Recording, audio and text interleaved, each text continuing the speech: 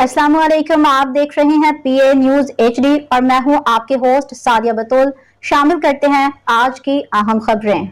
लाहौर नई Pakistani film welcome to Punjab की trailer launching तकरीब मुकामी सिनेमा में सजाई गई, जिसमें शोबिज़ इंडस्ट्री के चमकते दमकते सितारों ने बड़ी तादाद में शिरकत करने वालों में हिदायतकार सैयद नूर, मसूद भट्ट, हिजाज कामरान, शहजाद रफीक, नदीम मांडवी वाला, राशिद ख्वाजा, काशिफ निसार, नूरुल हसन, अल्तमिश भट्ट, तारिक भट्ट चौधरी, करामत शेख, आबिद रशीद, फयाज खान, आदिल अस्करी, मुमताज़ शबीर, सुहेल मलिक चौधरी, असलम, खुरम भट्ट, शाहजेब मिर्ज़ा, हाजी शफीक, आसिफ अकबर, अच्छी खान, जरार रिजवी, डॉक्टर खाकान गाजी, मियां अदनान, अरशद, राबिया तारिक दीगर शामिल थे। फिल्म के हिदायतकार शहजाद रफीक ने गुफ्तगू करते हुए कहा कि फिल्म में बैन-अवी हम आहंगी पैदा की है। ये एक सूबा की फिल्म नहीं बल्कि पाकिस्तान की फिल्म है। फिल्म में दो नए चेहरों आदि खान और ज़ारा हयात को मुतारिफ करवाया है।